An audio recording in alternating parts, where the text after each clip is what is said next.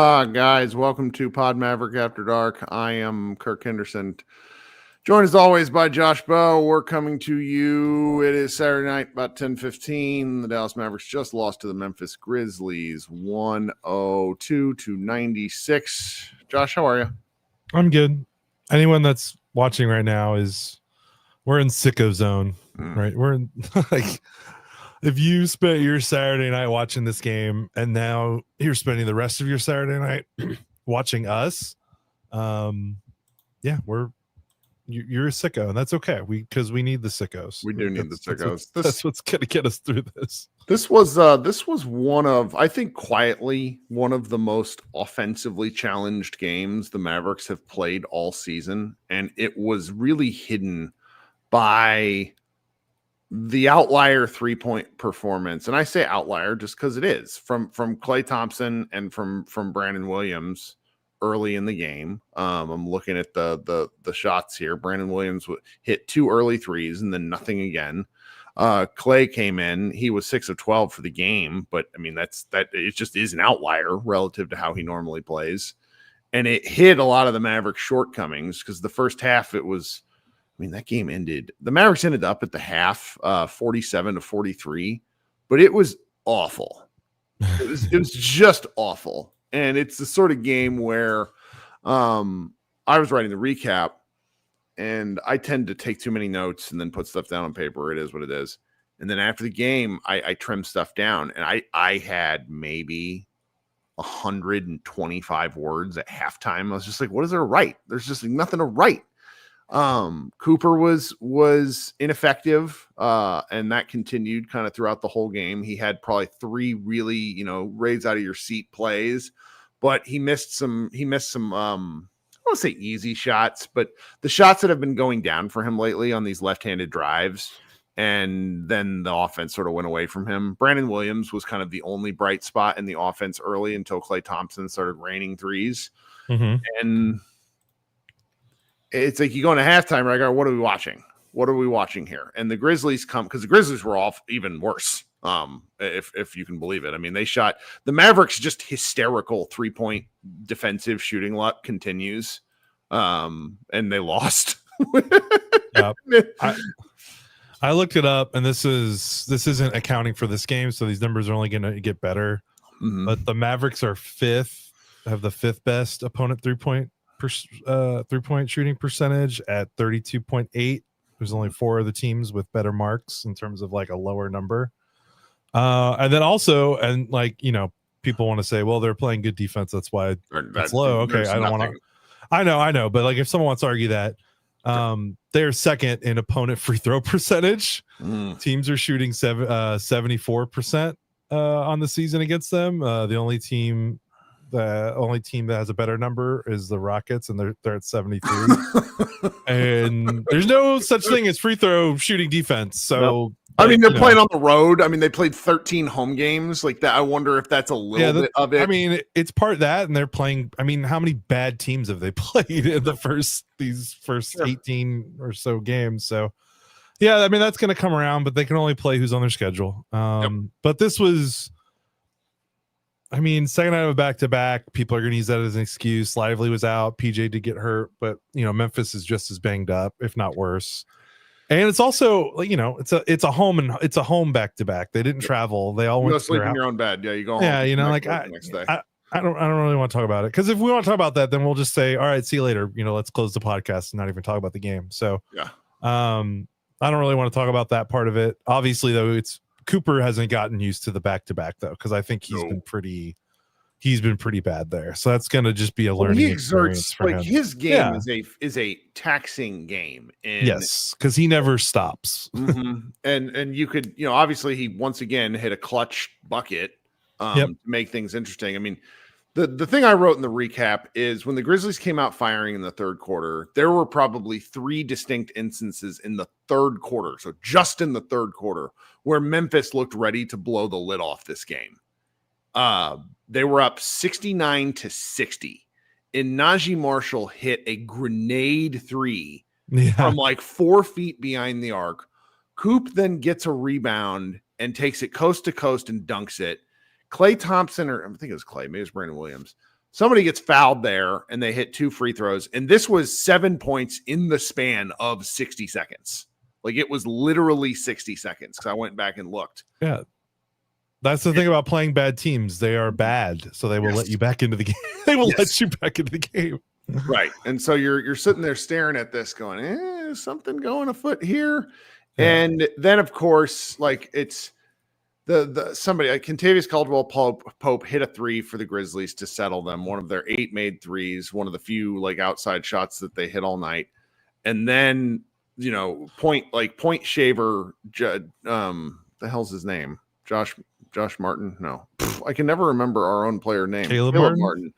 Point shaver extraordinaire, Caleb Martin, who somehow ended up as a +5 in his 12 minutes, which is really funny. Caleb Martin comes in and shoots one of his three awful 3-point attempts. Did he take 3? Took 2. No, took 2.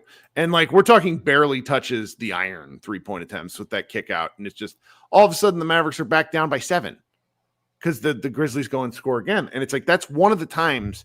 Those are just 2 times right there where the Grizzlies really like just stuck it to the Mavericks when the Mavericks were making a run. Fourth quarter happens, same thing. The Mavericks are down 5, and it looks like the Grizzlies are about to put them away. And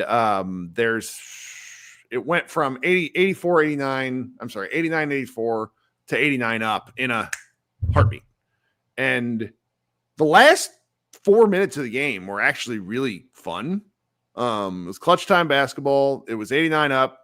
The teams traded baskets, which was the first time we've actually seen offense all game, like real offense all game for both teams at the same time. Because it went from 89 up to 98-96 in 3.5 minutes, where both teams were scoring. Like it was almost every possession somebody was hitting a shot, and Santi Aldama hits a floater to put him up 98-96, and Kidd uses one of his use it or lose it timeouts. And my take is that Kidd really murdered the momentum with that timeout.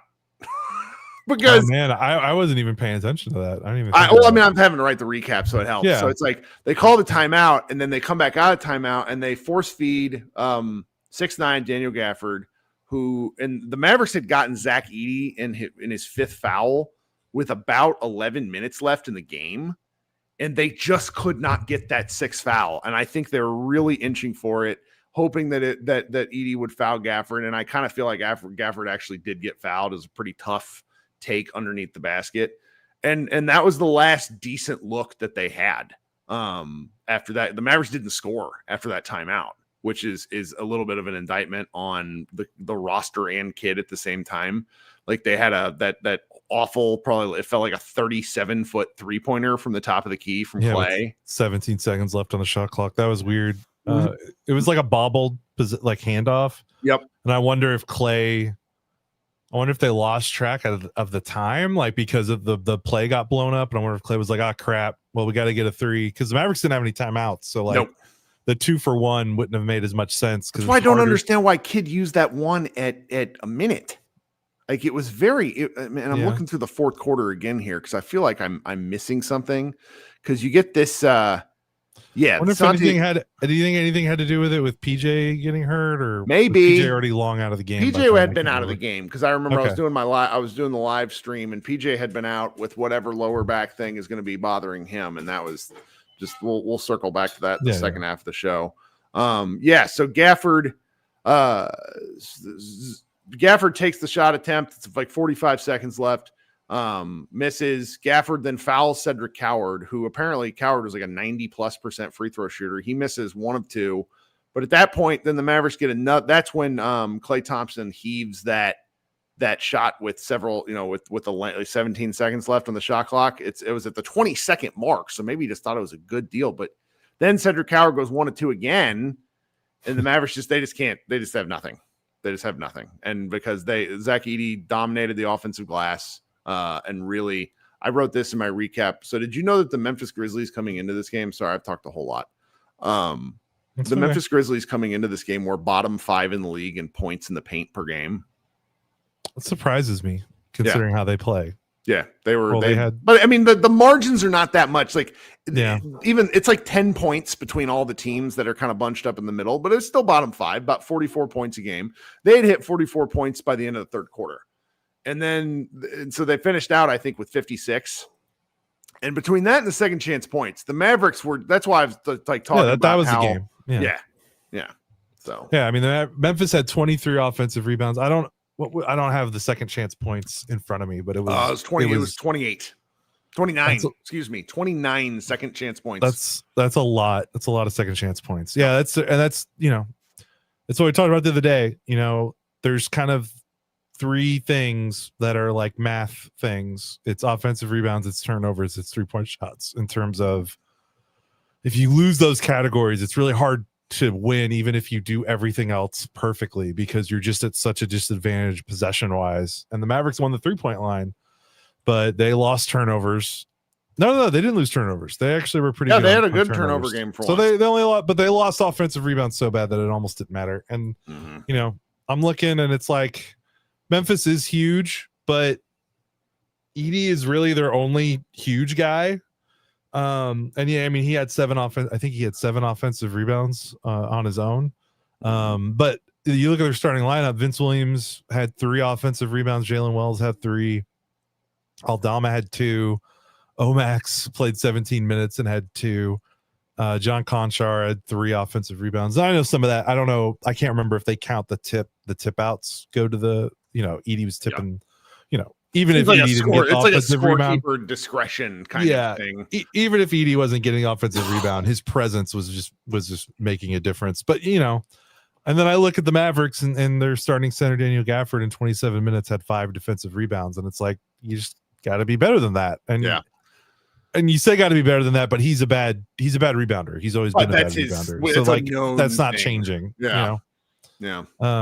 So there's nothing really you could do about that. Like, they just, without Lively, they didn't have it. They just didn't have the horses. They could have won this game if they got, if they would have gotten 5 or 6 more defensive rebounds, it feels like. But they couldn't do it, and they lost. And it's a bad loss, but I don't know. I don't know what to say. Like, they looked worn out. They're already skating through a lot of these games. Like, I mean, they did not look, they barely beat New Orleans. New Orleans isn't good. We had fun with it because it was a fun finish, but it's not like a heartening finish. Like, you're not ending that game going, Yeah, I'm not like, that game didn't end and I'm like, all right, here's the turnaround. It was like, oh, they kind of clawed their way through that, and now they play 4 straight road games at Miami, at Lakers, at Clippers, at Denver. That if they play sucks so much. If they play those 4 games like they played this 3-game homestand against the Knicks, Pelicans, Memphis, they will go 0-4. Like, well, let's come back to that after the break. Two quick points. One of the Jamie Cardona in the comments says Edey was injured to start the season, so I think their points in the paint will increase. Very good point. Yep. I forgot about that. Dallas Masochist says I'm slowly getting over 6'9" Gafford with a long win share, especially in the postseason. I mean, it's like Gafford's just asked to do too much. Like, we'll talk. I want to talk about this in the second half, but it's like Lively has a knee bruise and we're injury management. Like, what about this team says they can afford to injury manage anyone? We'll talk about that in a second. Okay. We got to take a quick break. Remember, 3 ways you can support the show. First, actually listen to the ads. I know that they sometimes feels like there's a lot of them. I definitely do that for the second show because I have to. Second way to support the show is to tell your friends, word of mouth. We grow the show by bringing in other fellow sickos. Every now and again, I when I see, even in Dallas, when I see Mavs fans out in public, it's like, oh yeah, that's a real sick person. Just like being willing to support this team. And then third, there's direct links in all of our shows. If you feel like supporting us that way, we would appreciate it. We will be right back after these ads. Okay, welcome back. If you want to subscribe to the show and haven't done so yet, please do so. We've experienced very little growth. Not that that is at all shocking, because who is watching this team? But if you are here with us now, you're going to be here with us when the team is better. Don't know when that's going to be, but Maybe sooner rather than later. Who knows? All right. So we should talk about a few more things, and we can get out of Dodge a little bit early. I want to give a little bit of credit to the Grizzlies. I have to say, getting silently killed by Cam Spencer was a very he was good. He was real good, and it's like and allow me to make a ridiculous comment. Like, getting killed by a white guy with a loose-fitting T-shirt under his jersey in an NBA game in 2025 feels fucking surreal. Because, like, it's not like Cooper and AD wear those compression shirts. He had, like, this kind of shirt, and it was flopping, and he was so effective at things the Mavericks just didn't seem to know how to defend. He's 6 of 10 from the floor, I'm looking at right now, 3 of 5 from 3 and 2, including a couple of big ones late. Some real nice passes and just sort of shifty. He's a good basketball player, man. Yeah. He has a good pace in the pick and roll. Mm-hmm. He's got a good shot. Like his 3-pointer looked great. He's good about like drifting and relocating to open spots on the floor. That was the thing that I noticed. Yes, very good at that. Very good off the bounce and getting himself settled for his threes, even under duress. And he was good at, and he had a couple of nice scores at the rim and in the paint too in the fourth quarter. Like that was pretty composed. Like he's got a good handle. He kind of knows when to go, when to not go. Like I think something point guards have to learn is like, don't leave your big man out to dry when they set the screen. Like don't go too early, wait for the screen to actually get there and then go. Because some guards, inexperienced guards or guards that aren't good at the pick and roll, they'll just go. They'll go too early before the screen's there, and either your big will commit an offensive foul trying to set the screen and move to meet you, or you don't create an advantage because your big wasn't there to screen. And now we're getting into the weeds, but like I thought he was really good in pacing out the pick and roll and finding his shot. He was there. I thought. He was. I know Aldama and Edie at times, like those were kind of their main guys. I thought he was their best player on the floor. Like, I think so too. I don't think they win that game without him. And part of what stands out, at least to me, when we've watched such questionable point guard play, and I don't mean to be disrespectful to now 26-year-old Brandon Williams and D'Angelo Russell, but solid point guard play within the flow of an offense just stands out. And Williams was by no means bad, but he has one setting, and it's go fast. He still makes some nice passes out of go fast, but it's just guys that are able to manipulate space and use change of direction way and go side to side. I liked watching Spencer play, and then you got to pair that with Santi Aldama's play, who I really was hoping for some karma. Some basically universal justice after he tripped Cooper Flagg. There were a lot of guys in my live stream that were really like upset by that. And it was, to me, I was actually laughing because it looks like the kind of thing you do when like wrestling with your brother and your mom tells you to stop and like you get up to walk away and then just like one small thing to fuck him up. Yeah. It really escalated quickly, like classic. And Klay Thompson comes out there like a bat out of hell. Good for him for wanting to step up for his team. Same with Jason Kidd. Kidd never did that for Luka Doncic. Just gonna put that out there in the universe.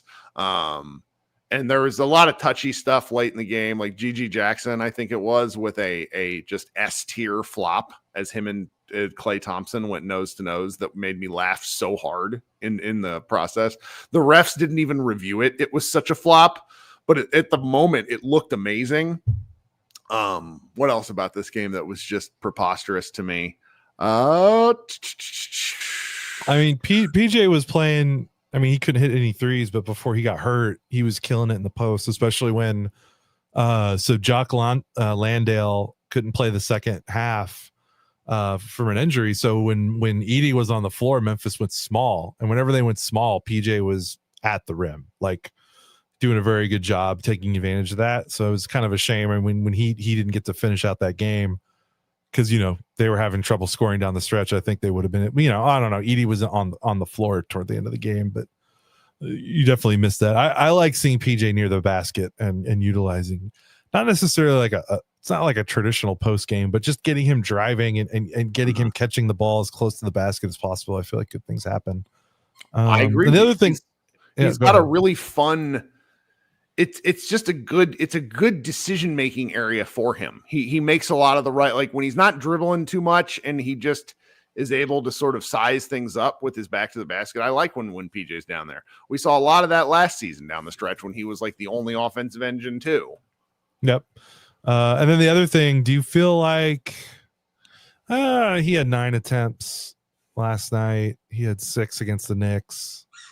I'm wondering about Max Christie. He only had 2 3-point shots. And I'm wondering I wonder if teams are just going to be like, man, like it's going to happen eventually. Like the scouting report just has to catch up. Like the Mavericks are bottom 5. I don't know if they still are because they've actually made they've had a couple of good 3-point shooting games the last 3 or 4 games.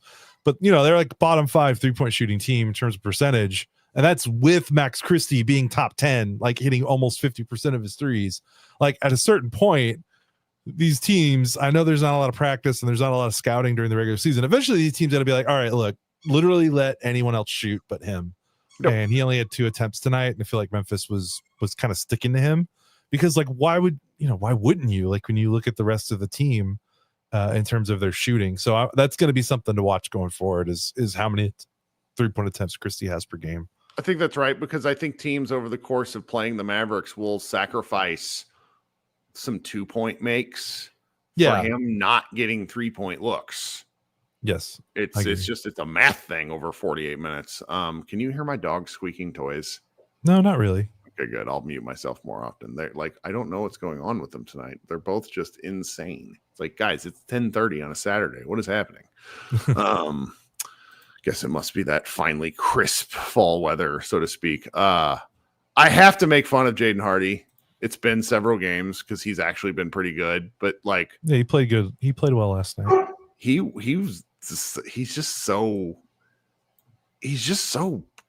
Jaden fucking Hardy. I don't even want to say he's bad because that doesn't feel fair, because he just does the same thing every night, and it either works well enough to be like, oh, okay, he's fine, or he's just, shoot him into outer space bad. It's great. I just the Hardy experience is really there. You briefly kind of touched on schedule, and I think we got to do that before we close out, and I maybe go to a very short group therapy. In that the schedule is just, I'm very surprised when I was talking to people on the live show that I was having on them, and I was like, guys, do you understand what's happening? Because one of the guys is an eternal optimist. He comes in every show. Really enjoy talking to him, and I was just like, they have to win tonight because they might not win. If Kawhi Leonard is scheduled to come back when he's scheduled to come back, that makes the Clippers better. And that shouldn't be a shocking statement. The Clippers haven't been very good. The Clippers were the one pre-Christmas game that I thought that the Mavericks might win. Pre-Christmas. Okay. It is November 22nd. Like, you just go look at that calendar. The rest of the year, they have the Kings and Portland, who I think maybe they are at least within a toss-up in terms of favoritism. Like, I don't want to be like, oh, this is, the world's ending, but like, they're just not going to win games. I don't know. It's really bad. Like, even if Anthony Davis comes back, like it just doesn't make a difference. Yeah. I mean, they had to go at least 1-1 to make this. Like, I'm just very curious because we haven't seen them, I'm looking at the schedule. They just haven't played consecutive games against good teams in a while. Like, they did Minnesota, New York, and Minnesota destroyed them. And then New York barely beat them.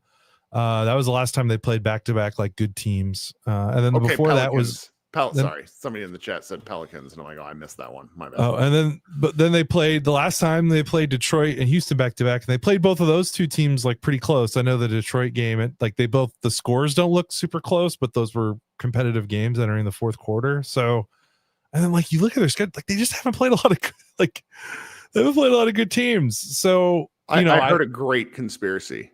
What? Somebody was like, so not only did the NBA give Cooper Flagg to the Dallas Mavericks, they then made their schedule butter soft so that they could get off to a good start. And sure, it's a great conspiracy because number one, you can prove nothing. Number two, you're looking at it and you're like you can kind of see it. It's like, and the fact that they're going to be this bad, it's like, they're still not going to be bottom, 5 in the West. I don't know. They're going to be bottom 5 in the West. They're going to be outside the play-in, but they're not going to be, they're just not going to be like Washington Wizards level bad. No, I think they've at least proven that enough.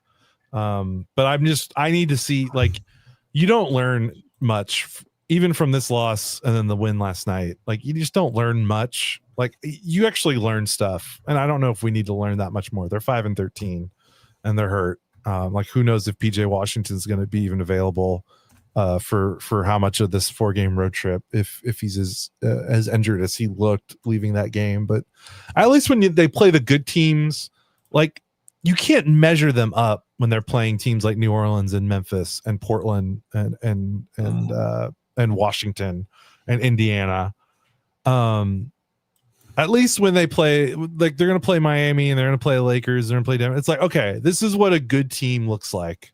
What do the Mavericks look like next to a good team? And we've seen sometimes it's been competitive. Knicks, the Houston, the Rockets game, and sometimes it's looked like, that Timberwolves game where they just got ran off the floor. So we'll see. I'm more like, I would much rather watch these next 4 games. They might lose all 4 of them by 25 points, but I would at least rather watch them.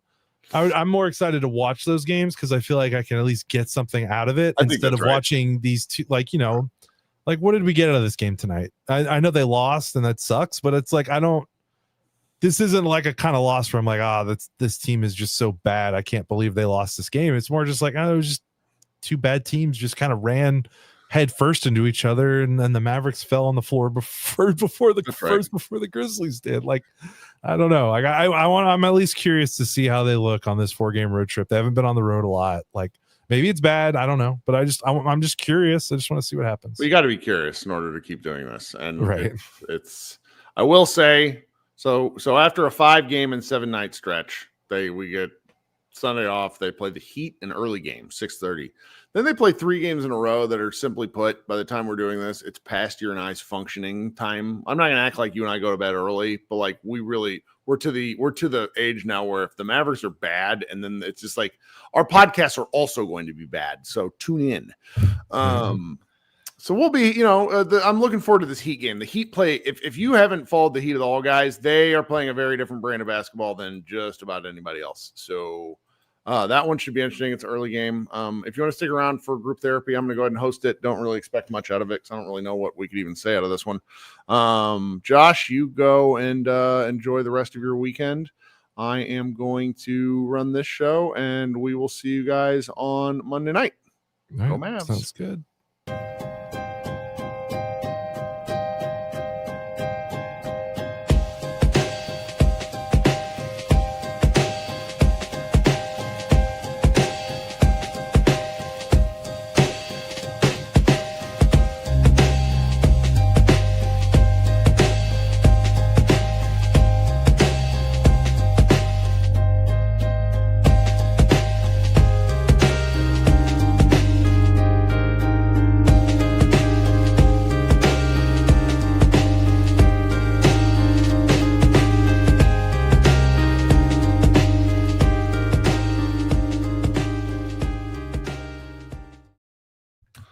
Hello, everyone. Welcome to, what is this? Group Therapy by Pod Maverick. It's about 10:45. Josh Bowe and I just recorded. If you're listening on the audio stream and you want to know how to participate in this show, it's very easy. You join the YouTube channel and you notice when we go live, which tends to be right after games. Josh and I do about a half-hour recap, and then we hop into this thing. This thing's really easy to join if you're interested. It is one of the more fun things that I have managed to do with our show here over the last several years.